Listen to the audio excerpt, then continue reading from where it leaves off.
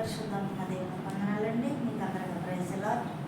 మరి ఏదైనా మత్తయి సువార్త 18వ అధ్యాయంలో దేవుడు మరి శిష్యుల వద్దకు వచ్చి పరలోక రాజ్యంలో ఎవరు గొప్పవాడని అడుగుతున్నాడు. శిష్యుల్ని అడుగుతున్నప్పుడు ఆయన ఒక చిన్న బిడ్డను తన యొద్దకు పిలిచి మరి వారి మధ్య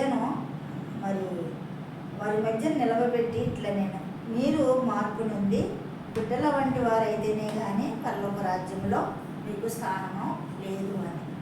నిజమే కదండి. చిన్నపిల్లలు వాళ్ళకి కపటం తెలియదు, మరి ఎలాంటి పగ ద్వేషం శత్రుత్వం తెలియదు.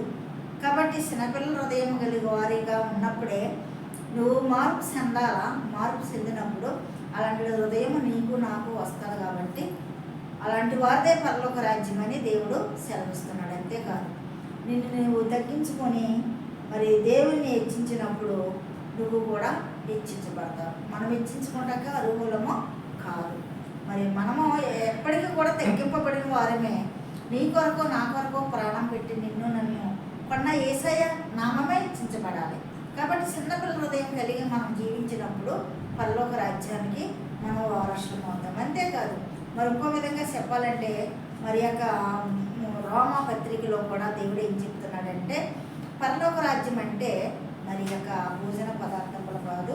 14వ అధ్యాయము మరి 17లో చెప్తున్నాడు, దేవుడి రాజ్యము భోజనము పానము కాదు కానీ నీతియు సమాధానము పరిశుద్ధాత్మలి ఆనందమునై ఉన్నదంటున్నాడు. నిజమే కదండి. మరి సేవ అంటే ప్రార్థనలు అంటే భోజనాలు కాదు, ఫంక్షన్లు కాదు. మరి సమాధానము, మరి ఇంకేంటి నీతి, మరి దాని కారకులు అయితేనే పరలోక రాజ్యంలో ప్రవేశిస్తాము. పరిశుద్ధాత్మల ఆనందము అక్కడ పొందుకుంటాం. కాబట్టి మనలో మనం తగ్గించుకొని చిన్నపిల్లల వారముగా ఉన్నట్లయితే పరలోక రాజ్యంలో మరి మనకు ఆనందం సమాధానము కలిగి పరిశుద్ధాత్మ శక్తిని పొందుకున్న వారముగా ఉంటాం. ఈ పరిశుద్ధ వాక్యం దేవుడు దీవించుగాక. సబ్స్క్రైబ్ చేయండి, లైక్ కొట్టండి. అన్న ఇష్యూ గురించి మీరు అందరూ ప్రార్థించండి, సబ్స్క్రైబ్ చేయండి. ఆమేన్.